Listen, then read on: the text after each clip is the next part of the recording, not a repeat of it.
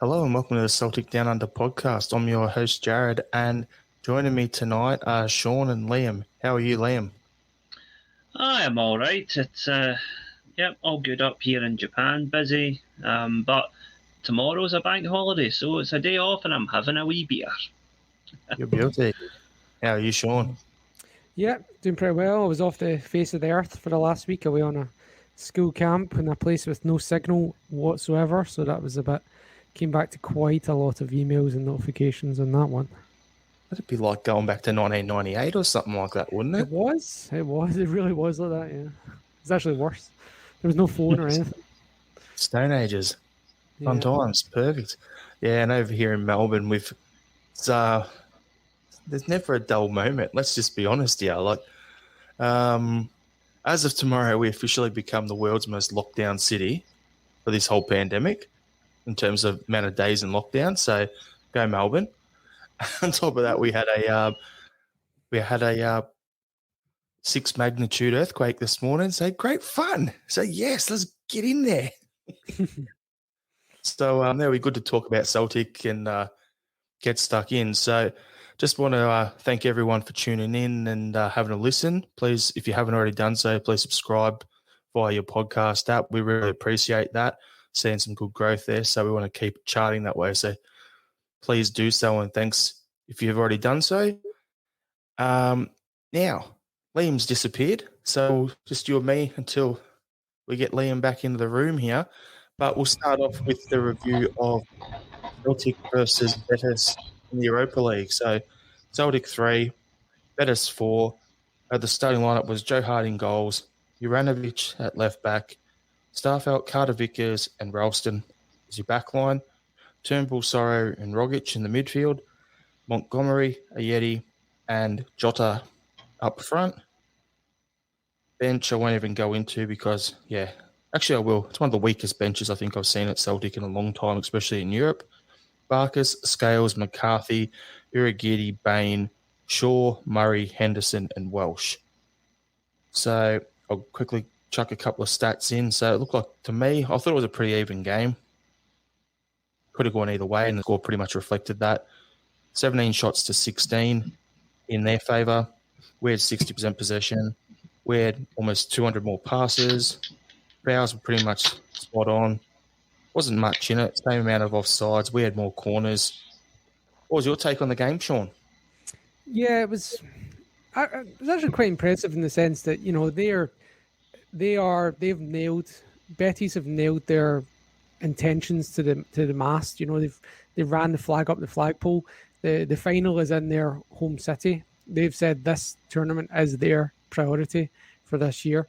When you hear things like that, it's almost like you'd rather have someone like a Tottenham, because, you know, they don't give a shit about it and they're going to rotate their squads.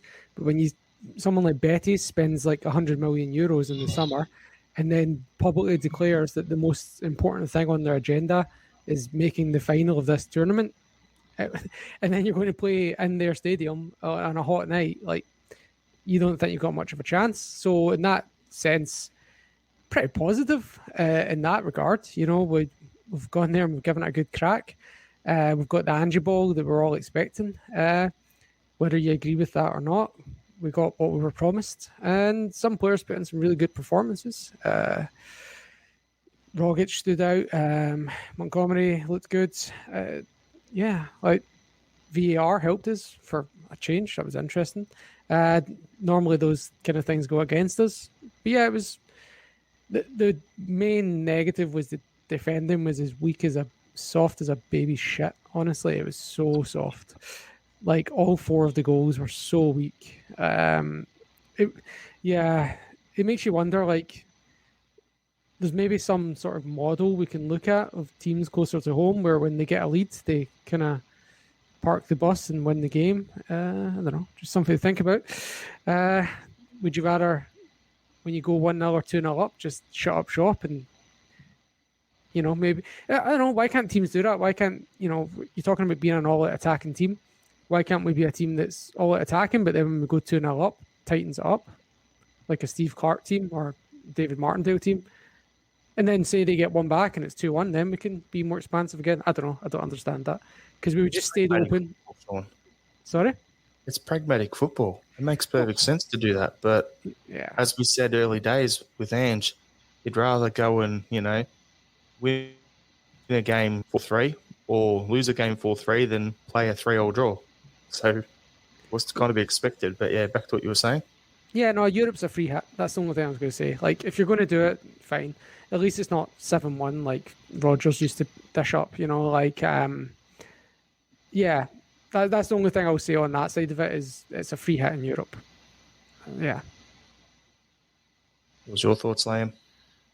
Yeah, pretty similar lines, really. I mean, I I predicted that we were going to get an absolute pumping, and I'm glad that I was wrong. But it's that thing of, a loss is still a loss. The frustrating thing is, if this was still the old UEFA Cup, I'd fancy us quite strongly to turn them over at Celtic Park and go through an aggregate. But that's not how the league system now works, especially with the away goals not being around anymore. But no, it was much better than I expected. But obviously, you're still disappointed to lose. But like Sean said, it's a game we expected to get nothing from anyway. So just the kind of moral victory of scoring 3 goals away from home against a very good team who I think will probably make the last 4 of this tournament is, is decent. Like I said last week, it's one of them ones where if you go to the away games and you can pick up a point, great. That's actually what you're aiming for. So the fact that we didn't get anything, that isn't a big deal to me. Like we said last week that, the Betis game and Leverkusen away games, they're not going to be basically us and Ferencvaros. We need to try and get at least 4 points out of Ferencvaros. If we can beat them at their place as well as beat them at ours, perfect. That'll set us up because these guys are going to them and Betis and Leverkusen, they'll take points off each other. I'll watch the Leverkusen game as well.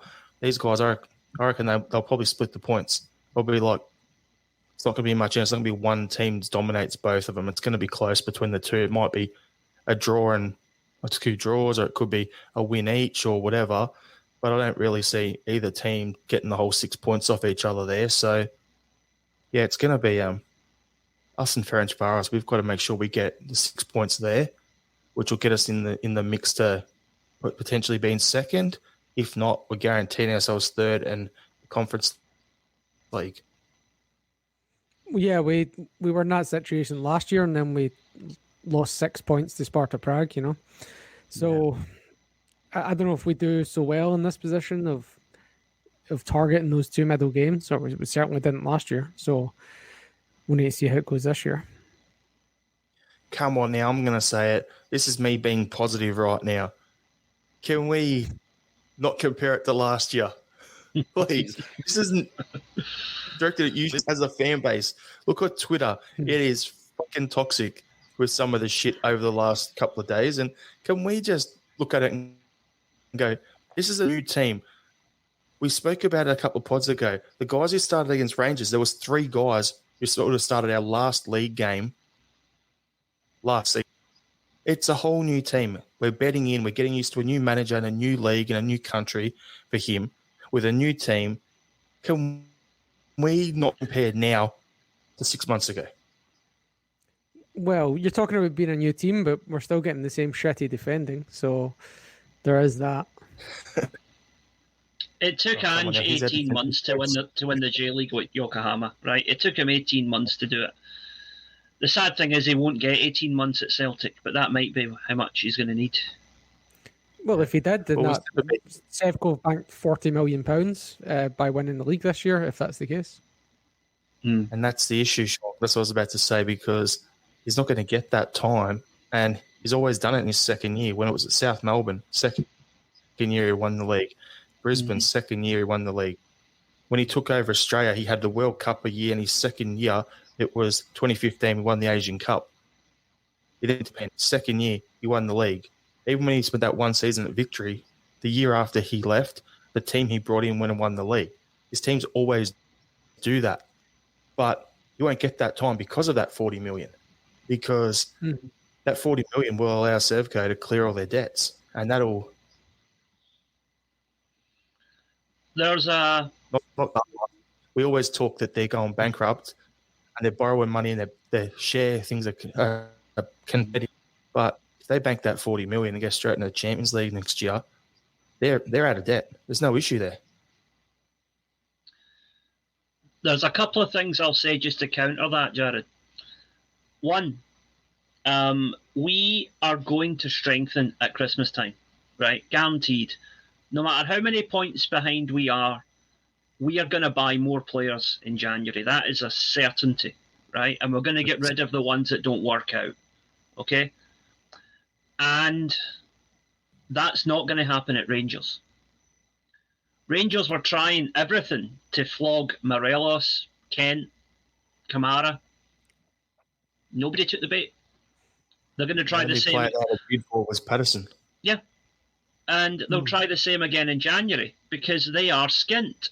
It's all very well saying they'll have 40 million in 9 months' time if they win the league. But bank managers don't care about that, right? You know, I think when did they do it, Liam?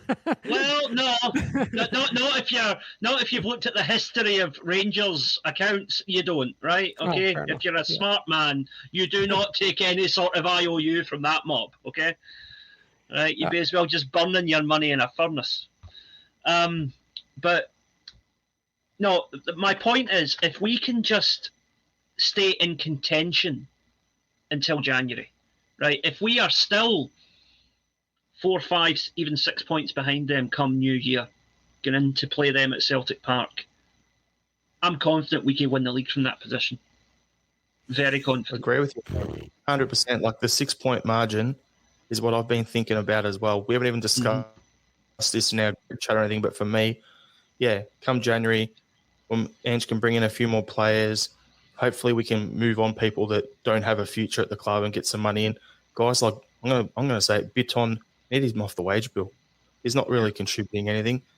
I'd rather play Dane Murray and let Bitton go off the wage bill. That's my opinion on it, because by then Julian will be back. So that means that's like a new signing at centre-back.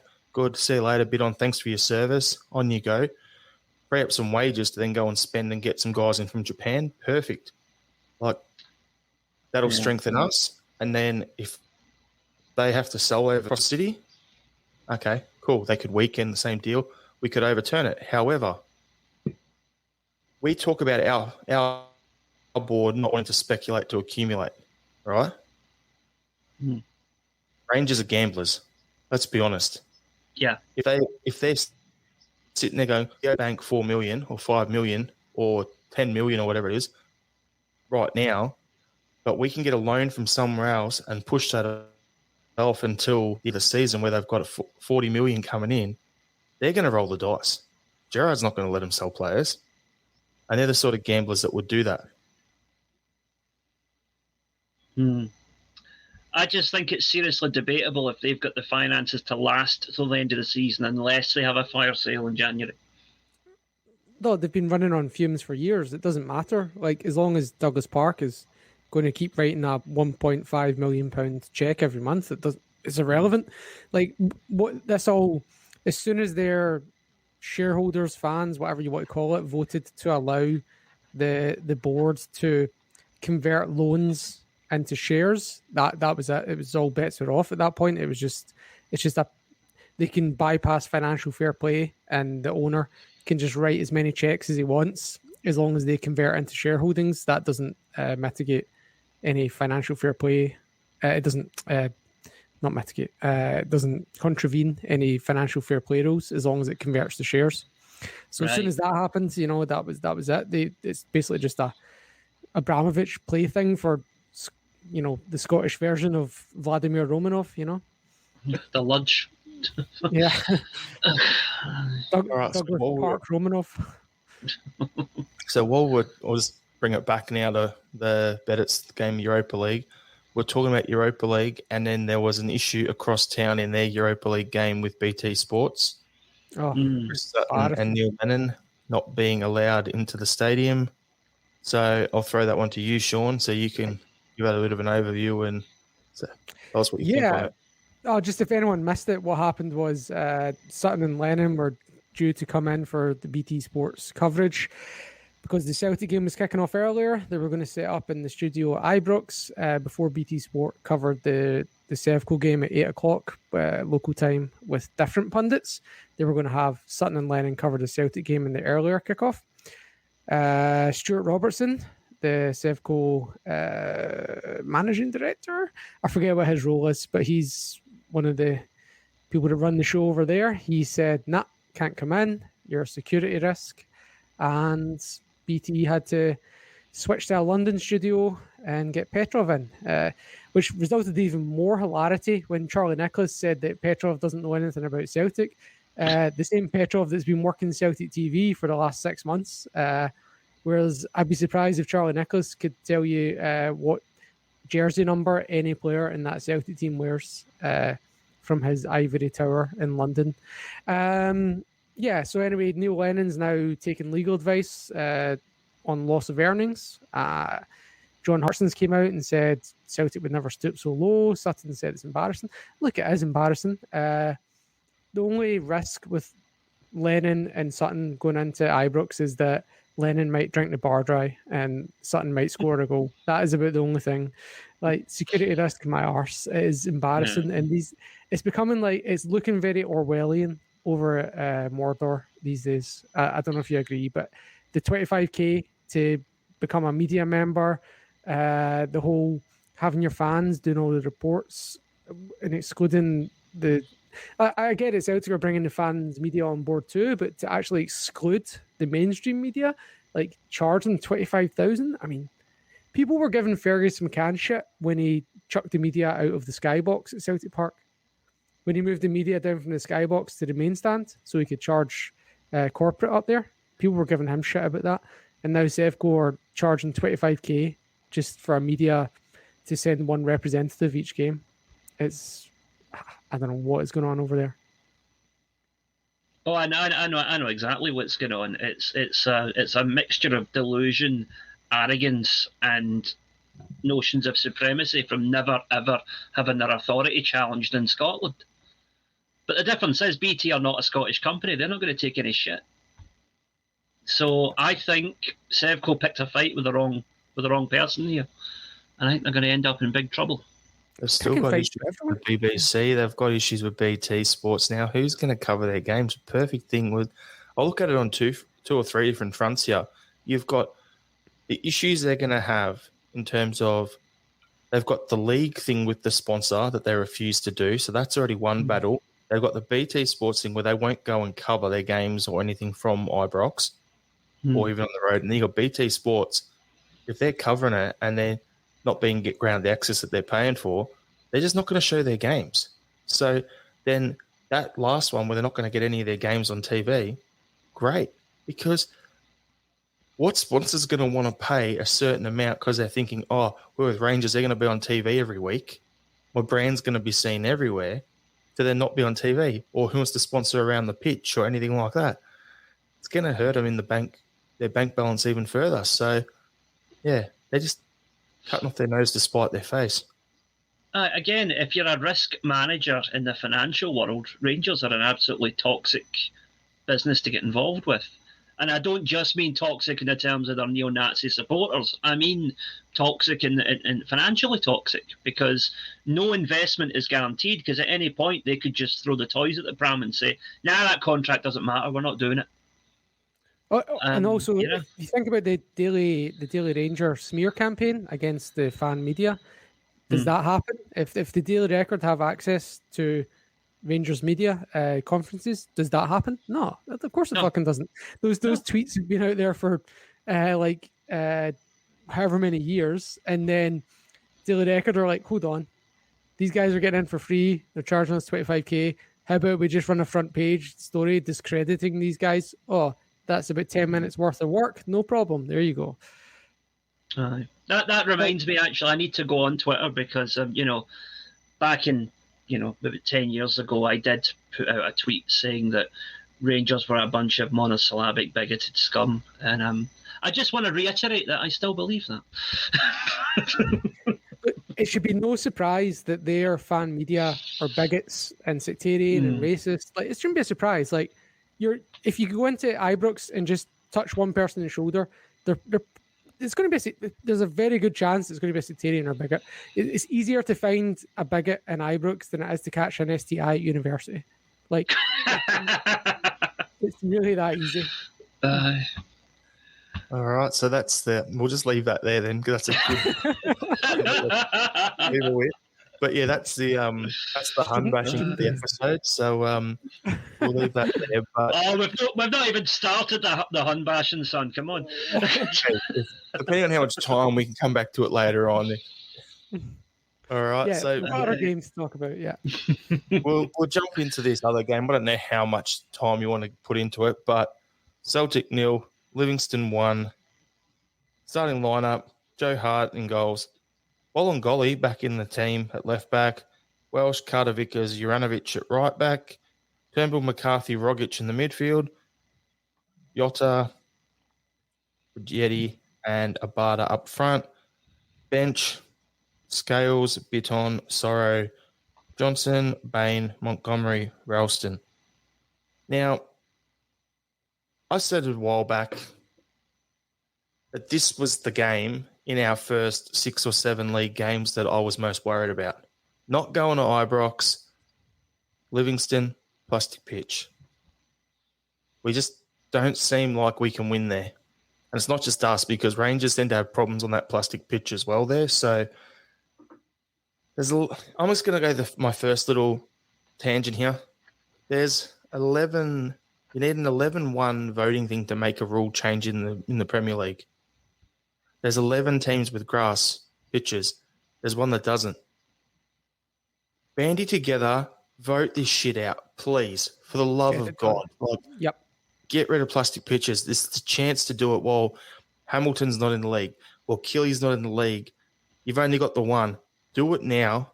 Make it happen. It is an absolute joke that professional Scottish football have teams playing on plastic pitches. Here. Yep, totally agree. Now, about the game, we were dominant. They sat back as we expected, and they got 80% possession to us. We had 502 more passes, but we got very, very, very little up front, just to be expected. Our wingers just kept whipping in cross after cross after cross. It doesn't work. 40 of them, to be precise. There you go. So instead of whipping in the crosses, they should have been running and trying to overwhelm the middle there. Trying to come back inside. But this is what I'm going to say. That's the sort of game where you'd kind of want a Ryan Christie sort playing left, because he's not going to go out and whip your crosses, and he's going to run back in onto his right foot and look to shoot. Not necessarily from distance, but he's still going to want to come in and have a shot. So I didn't miss him, but that's the sort of player, or a Scott Sinclair out left coming back in onto his right foot. That's what we needed, instead of trying to go wide, hug the sideline, and then whip a cross in, or 40 of them, as you said. So I'll throw to you, Sean. Yep. Give us your overview and rundown of what you put on our run sheet, and then Liam off the back of that. Sure. Yeah, I've got a few things to say on this. The 40 crosses for a start was the thing I put in our group chat, because that to me is indicative of shite bag play. Absolute shite bag play. I'm in the forward area. I've got 2 defenders in front of me. One of them's a big unit. I'm just going to chuck the ball in the box, and it's somebody else's problem. It's shite bag play, and it was what went wrong for David Moyes at Man United, and it's what went wrong for Neil Lennon in the past. And it's basically, I don't want this ball. I'm just going to chuck it in there, and somebody else can try and pick it up. And I didn't like it. Did not like it at all. So a few things to give this actual result a bit of context. That's 6 losses out of 7 away games this season. The only non-defeat was away to Jablonec. No away wins domestically since Valentine's Day, 14th of February. We have never won on plastic at the Spaghetti Hut. Never. So that sounds a lot worse than it does, but it's 5 games. So we've played there on the plastic there 5 times. and that's 3 managers. So that's Rodgers, Lennon, and now Andrew Postecoglou failed to win at Livingston. Okay, so it's not just a Andrew Postecoglou problem. We're now on our worst start in 23 years. We're on current pace to finish the season with 57 points. 57 points. That's like 5th or 6th place kind of level of points. And before this game, Livingston hadn't won a game in the league. So this was their first win of the season against us. So when I was all of that and, and to go into the actual game, the first 20 minutes I thought we dominated without really creating any clear-cut chances. I thought the one clear-cut opportunity rather than chance was when Abada got in behind and he should have cut it back to Rogic. Sorry, he did cut it back to Rogic, but it should have went to Rogic's feet and instead it missed him by about 3 meters somehow. Like Rogic was just put his hands up like what was going on, and like it was the most bizarre cutback I've ever seen. Like I don't know how he did it. And after they scored, we just fell apart, and Livingston parked the bus, and they fully deserved the win, really. Apart from those 20 minutes, we didn't really do anything, didn't threaten. I said at half-time, we've lost this game already, and nothing proved me wrong on that one.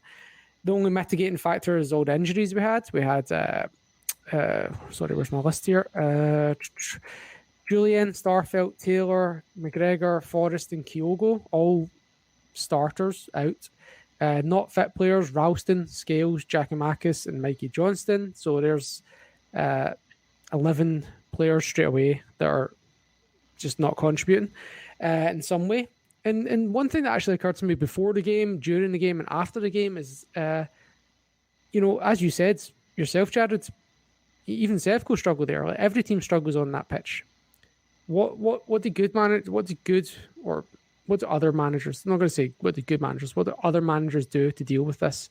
And it took me back to one game.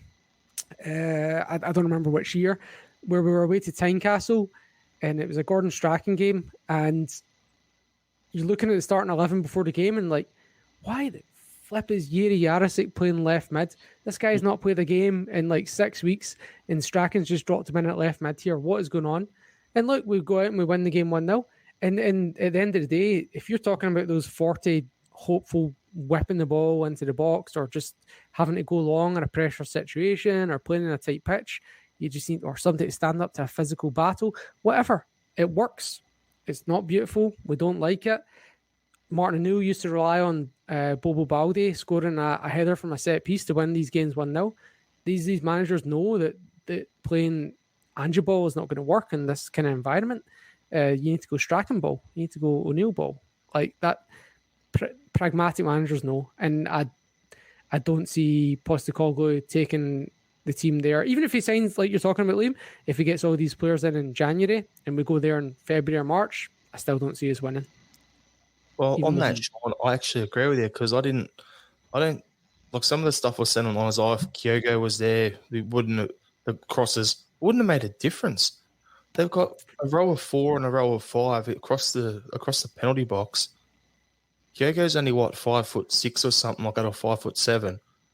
40 crosses into him, even if they're in the air, on the ground, whatever, it's not going to make a difference. So that's the sort of game where if we had to sign that Thomas Henry bloke from Belgium, maybe he would have made a difference as a 6'4" guy with good with the head.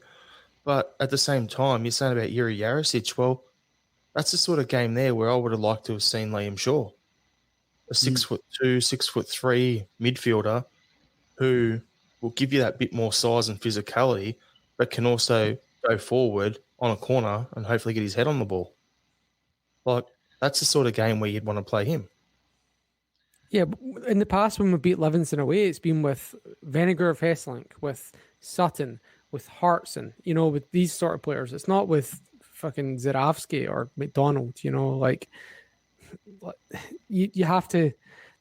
It's shit. Look, if Scottish football wants to get rid of that sort of image and improve the quality, we need to ban the plastic pitch like you're talking about, and we need to punish players that are going to try and injure someone in the first 15 seconds. And this is all big picture things, but in a one-off game, the manager has to recognise that they have to be more pragmatic and they have to adapt to the occasion. And Ange Ball does not fit in a way to Livingston. It doesn't. It just doesn't.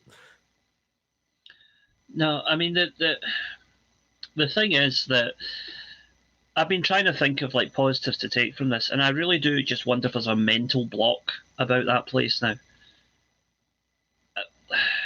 People, it's not just Celtic, like you say, Rangers, other teams. They think, "Oh God, it's the plastic pitch. It's Livy. What are we going to do?" Everybody struggles there. Even teams that win there come away saying that was a horrible game, right? Yep. And how do we get around that? That's what we have to think about. And like you say, in the past, we've powered our way through it. It's been a header from a corner.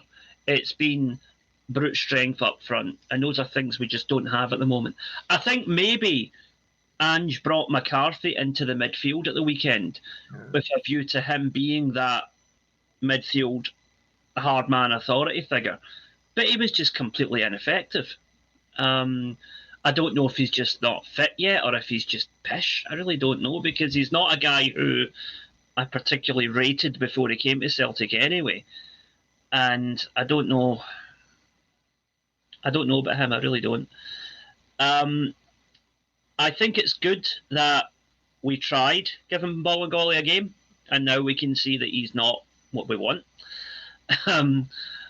I think that as soon as either Giakoumakis or Kyogo are fit, Ajeti's out of there.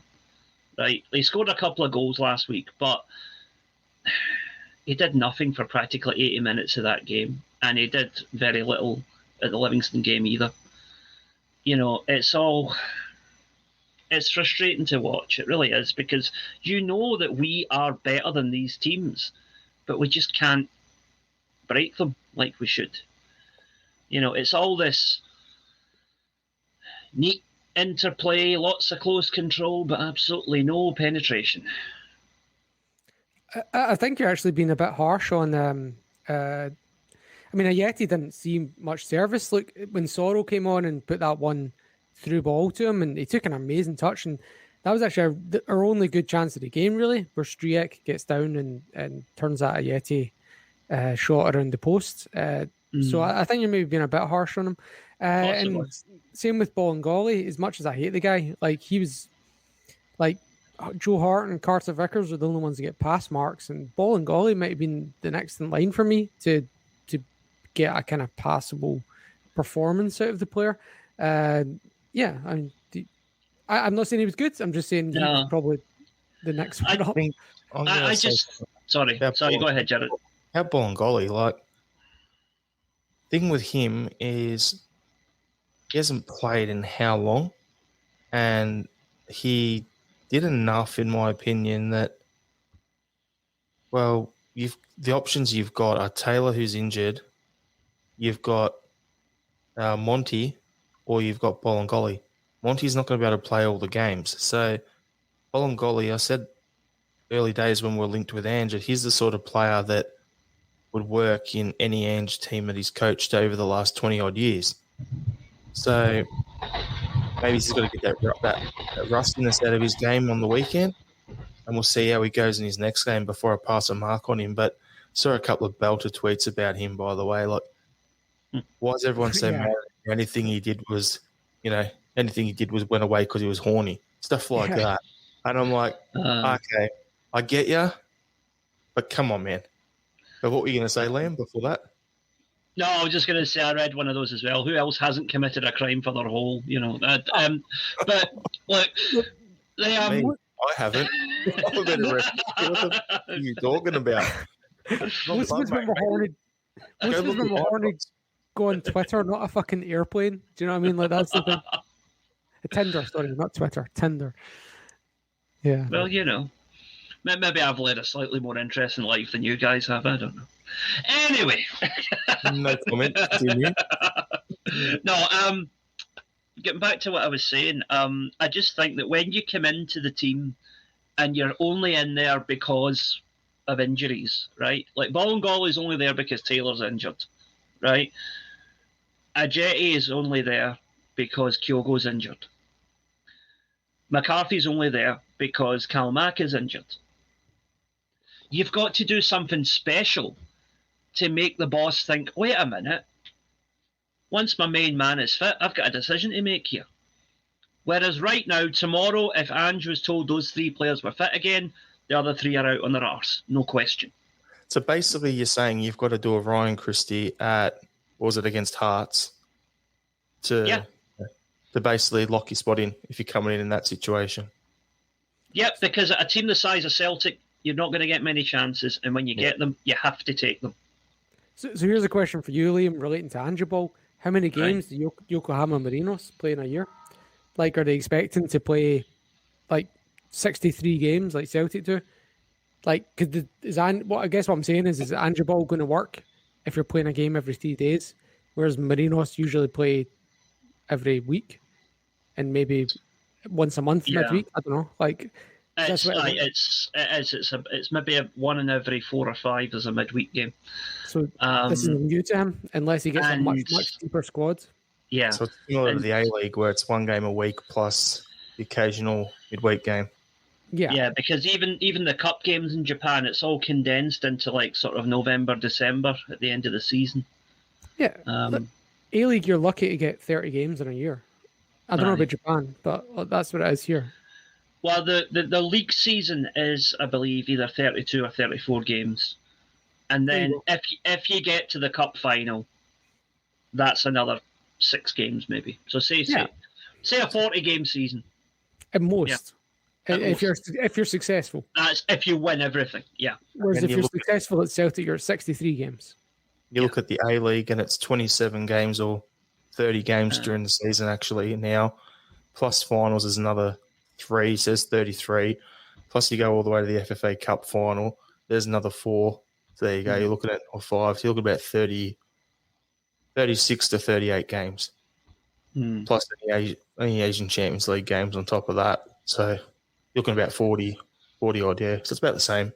Aye, with the J League, if you finish in the top 3, I think you go straight into the group stages of the Asian Champions League. So you're only looking at an extra 6 games there.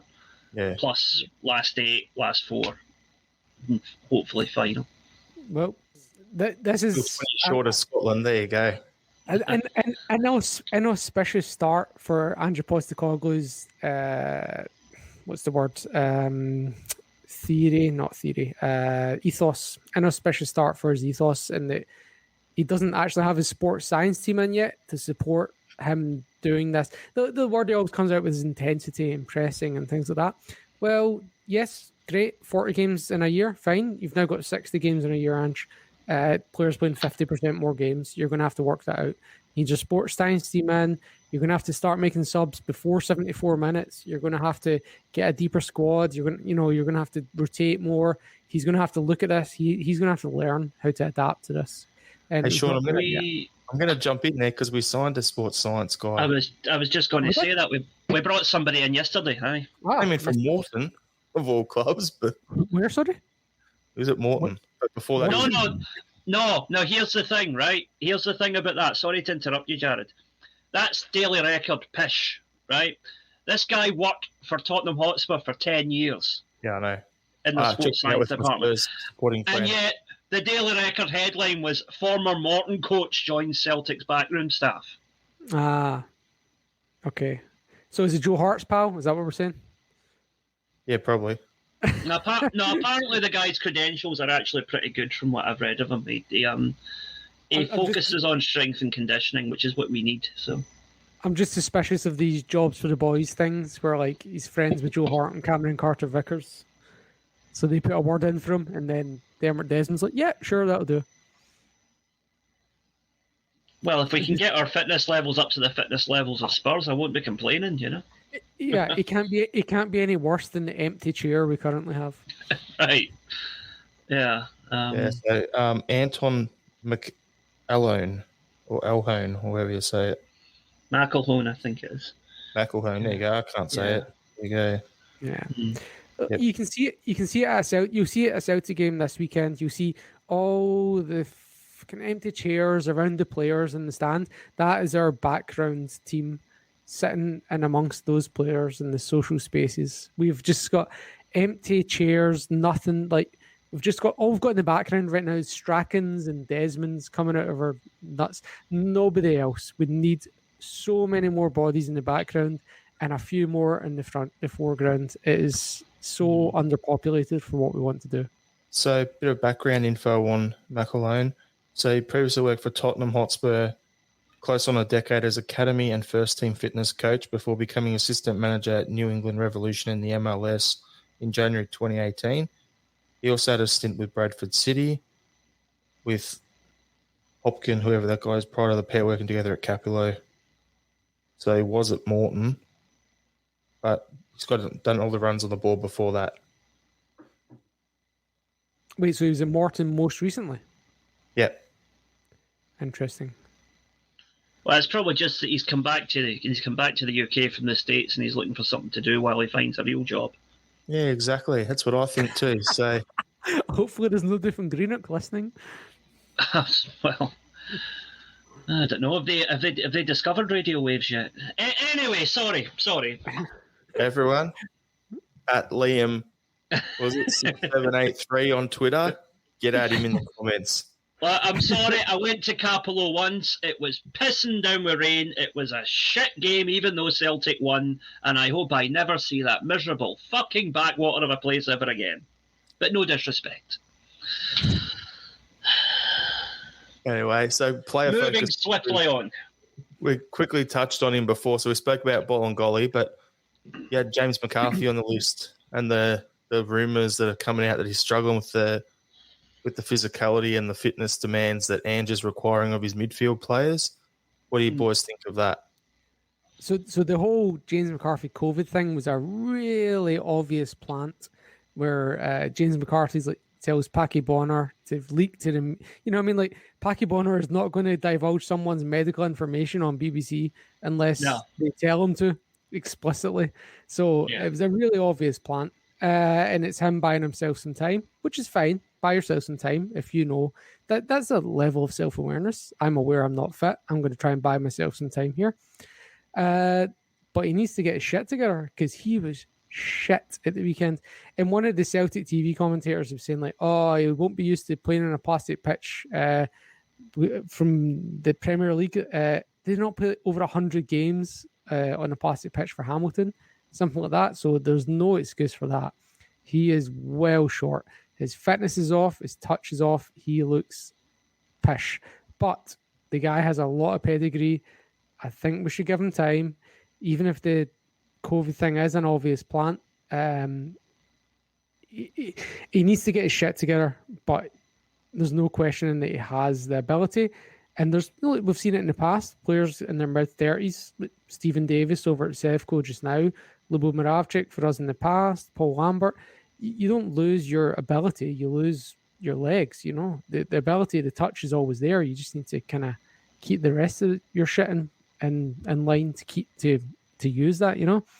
So if we can get him right, I think he's going to be a great contributor. But right now, a 4-year deal is looking like a really bad idea. Absolutely. Yeah. Unless it's tied to appearances. I'm hoping there's some sort of caveats because it looks like fucking money up against the wall right now. It does not look like a good idea.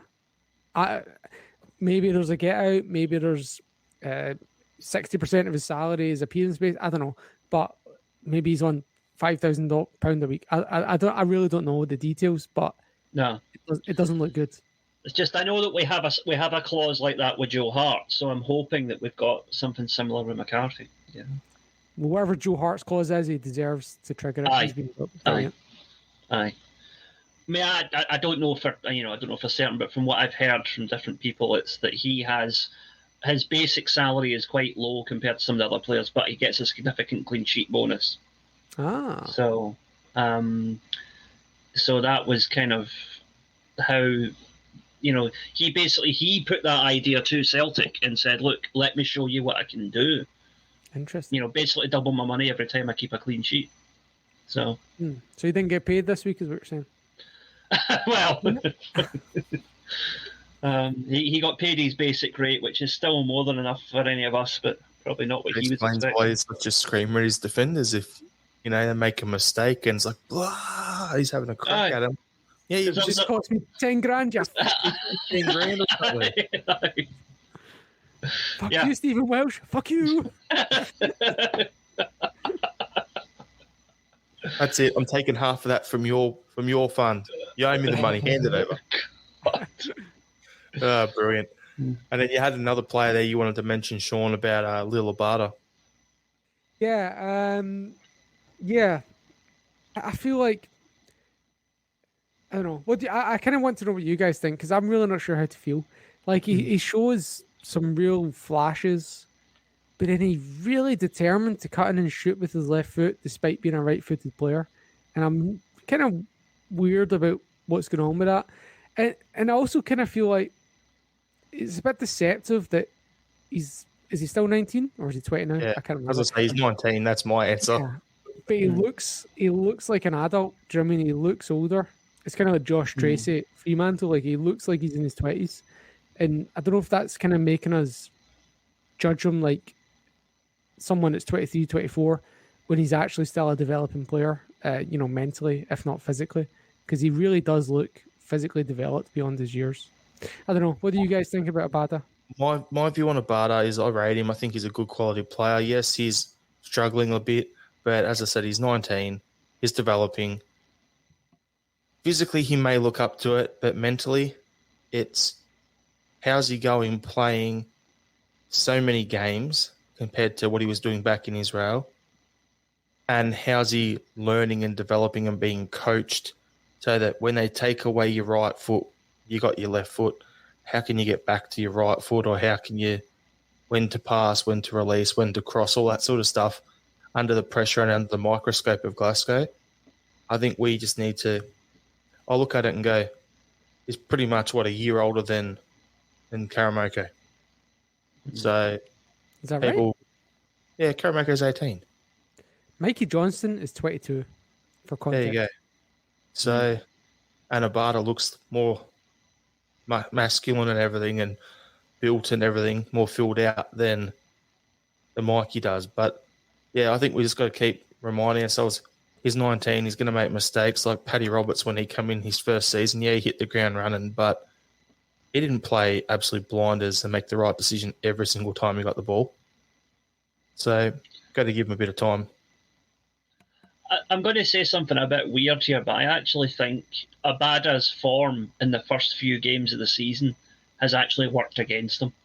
Yep, because he was phenomenally good in those first few games, and I think it's given us all unrealistic expectations of him. Because particularly the game at Ibrox, he looked every bit like a naive 19-year-old in that game.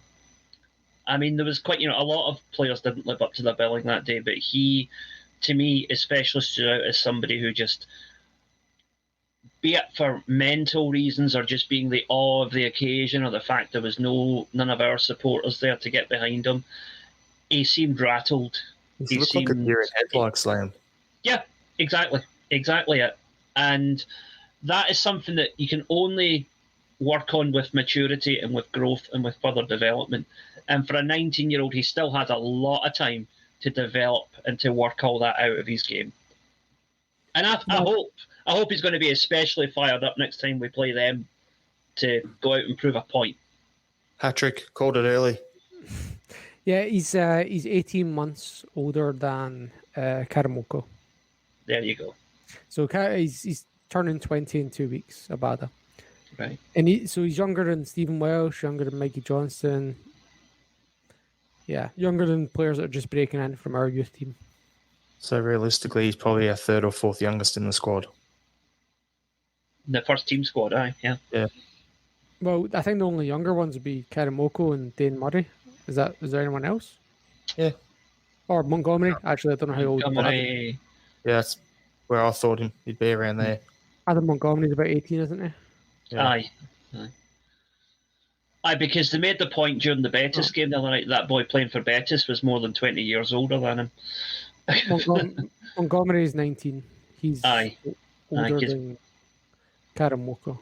Right. Because Betis had a 40-year-old playing for them, and they said he was literally double Montgomery's age. So, yeah. All right, Anyway. so we'll jump on to our next main topic to discuss. We'll try and keep it as short and sweet so we don't make any of the listeners fall asleep, because it's going to be talking numbers and the club financial report. So Celtic announced an £11.5 million loss before tax. I was going to rattle off a few little things here. Our yearly revenue decreased by 13.4%, down to 60.8 million. Club's operating expenses decreased by 7.6%. Player sales, we made a gain of 9.4 million.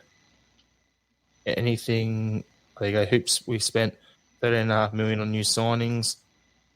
Anything you want to add in there, Sean?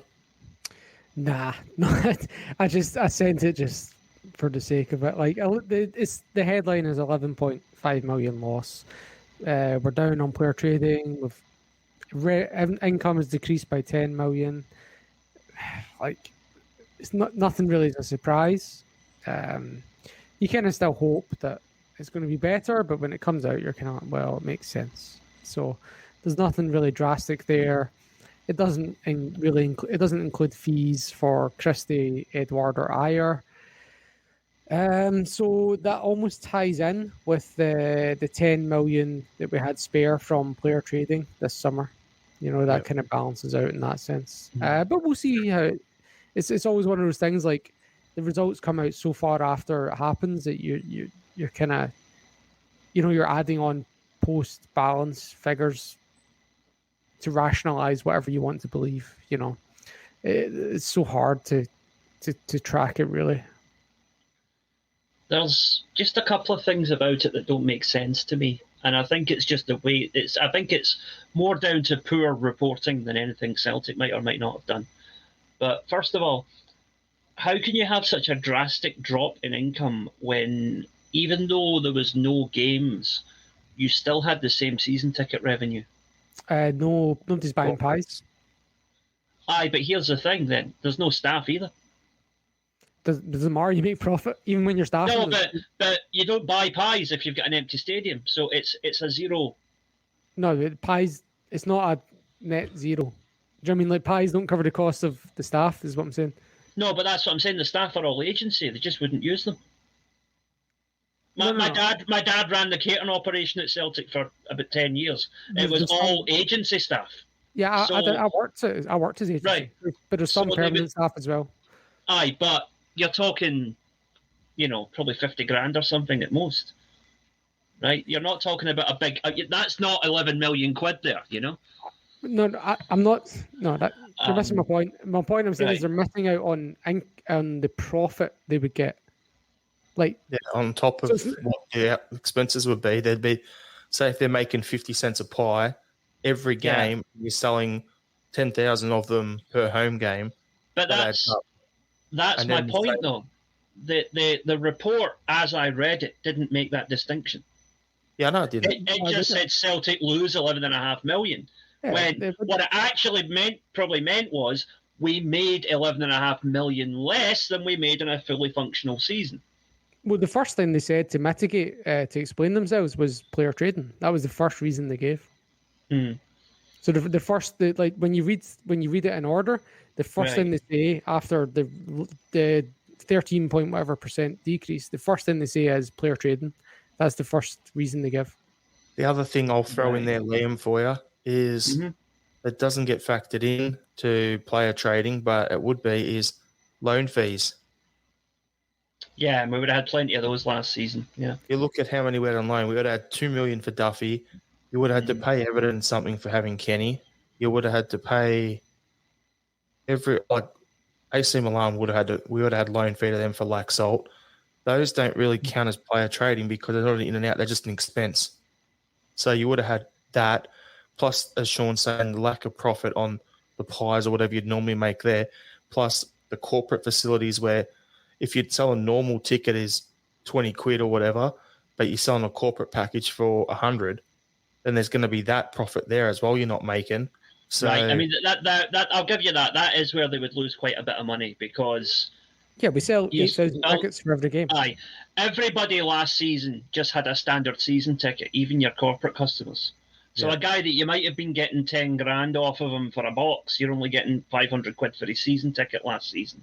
Exactly. So that makes sense when you that's where it all add up. So if you look at it on those two fronts in particular, the corporate stuff and the loan fees, I think that's where the two biggest ones would have been for me. If you also look at the 8,000 non-season ticket holders, so that's £200,000 a game.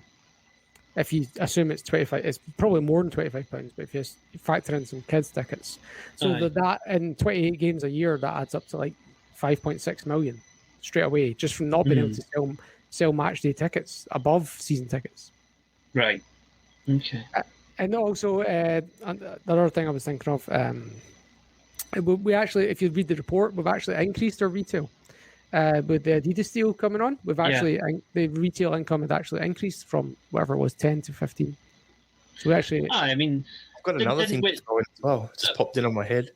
Yeah, quickly pin on that is okay. We would have been setting up the women's team went full time as well, so that wouldn't have been overly expensive, but it's still a cost. Full time coach, full time players, renting pitch for their games to be played at. That would have added a couple of million to that at least as well. And B team recruitment was included in the balance sheet as well. Yep, there you go. Plus, the women's team brought in at least 3 players from abroad as well, so I imagine there's going to be housing costs and whatever involved there too. Yep. So, yeah. Oh, well, boys, I guess you can see why I failed my math higher. It's not great, but also it's not shocking. Do you agree with me, though, that it was poorly presented the way it was put in the newspapers? Yeah. Do you know what the thing is that everyone's pouncing on is that under highlights, the first thing is second in Premier League. I know. And everyone's like, what? That's not a highlight. And I'm like, no, that's not really what it means. It doesn't mean this is a bright point. It means this is a key performance indicator. It doesn't mean this is a great thing. I looked at that, Sean, and go, okay, so it's a highlight because we come second. And in the low light section, are they going to put fences around the stadium and protest? Is that how they're balancing that? Low lights, we lost 5 times to Sevco, kind of thing. I'll be honest, I did do the stupid Facebook thing and rage comment about that. I was like, key performance indicator, second in the league. Read the fucking room, you know. It's like, no. And then I thought about it. I thought, oh no, I shouldn't have said that. That was stupid. Yeah, it was just because they used the word highlights. Aye. Okay. All right. So what we'll do quickly to wrap up the pod, so we don't go too long and keep everyone here while we talk for another half an hour or so, is on Thursday you've got us playing Raith Rovers in the League Cup. What are you expecting in that? Play the kids, or we just come out and try to absolutely slaughter them, put 7-8 past them, just to get back into the Angeball way? What do you boys reckon? What do you think? Scales, Giacomakis, Mikey Johnson will all play. It's a home game, so it's a bit of a bye, really. We'll win 3-0. Rest some key players, get some minutes into legs that need it. James McCarthy as well. I would second that. I think it might be a bit more than 3. I think it might be 5. I think we might score 5. And I hope Giacomakis gets at least a couple of goals. Even though it's against Raith Rovers, just psychologically for a striker to score as early as you can in your career is always a good thing with a new club. Yep. I'm hoping Dane Murray gets another game because I thought he didn't do anything wrong earlier in the season. So I'd like to see him get a run at some point, whether that's off the bench, play Welsh for 60 minutes, then take him off and put Murray on, or whatever you want to do. I think he's the sort that if we're 2 or 3-0 up by half time, I think you could see him coming on for the second half. I think it'd be one of those. And do we go a cup goalkeeper, so have Barkas in instead of Bain? No! Fuck no! No! No! Do not take that chance! I just wanted to see your reaction, Liam. Fuck! Well, in terms of Dane Murray, the next B team game is like a week and a half away. All right, give Old Moffat a game then on the weekend. Done. Yeah. I'm getting palpitations now that you mentioned he who shall not be named. Oh, bloody hell. Barkas. Fuck. Oh, no. Oh, no. And then on that game there, Thursday, so Friday morning works well for me because we've got a public holiday here in Melbourne on Friday. So, yeah, that could be a nice one for me. Get up early, watch the game, and then be like, why am I up at like 6 a.m. on a public holiday, you dickhead? Go back to bed. One thing that annoyed me was that they fucking popped us on a Thursday when I know I get it's for Premier Sports, but it's like we're going to play Sundays more than Saturdays in this half of the year up to New Year. I don't understand why we couldn't be tonight when the Huns are playing tonight, you know? Especially when I've got tomorrow off. It's for Premier Sport. It's for the TV. I know, but it's just really annoying, isn't it? That we are the one game that gets bumped. When did the Huns play on the weekend? Was that on Saturday? No, they played the same time as us. Sunday. Okay. Yeah. Okay, there goes that idea then. Fuck, who cares? All right, and then on the weekend, we've got us versus Dundee United. Sunday, midnight, Monday, our time. Going to be a bit of a tough one there, and they've been playing pretty well, Dundee United, from what I've seen so far. I think if we win, that'll probably be a 2-1 win. Yeah, I think, actually, I think 3-1, but I'm not too far off your thinking there. They've been pretty strong as a unit. Yeah, it's a tough game, but it's at home. You don't get double your wages in this game. Look, I'd be calling for. I'd be worried if it was an away game, but a home game, I think 3-1. 2-0, but I think we might not score until about an hour into the game. Now you're giving me heart palpitations, mate. What are you doing? It's one thing about supporting the Celtic, it's never dull. Exactly. All right, boys, so we'll go our final thought for the podcast before we wrap it up. Sean, you first. Oh, geez, I didn't have one prepared. No, I don't have any final thoughts, sorry. Was not prepared, sorry. Got anything, Liam? Just a wee... raise my glass to Jimmy Greaves, and thanks for all the great TV memories, Greaves it, and you will be missed. I did not know about that. Aye, he passed on Sunday.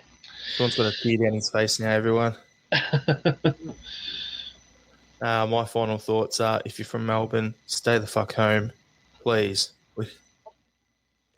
I've got one. Sick of lockdown.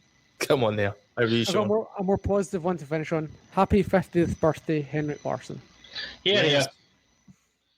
All right, everyone. Thanks again for listening in. Please join our Facebook group and like our Facebook page. Follow us on Instagram and Twitter at Celtic Down. Please subscribe to our YouTube channel, Celtic Down Under, and check out our website, www.celticdownunder.com. How? Hail.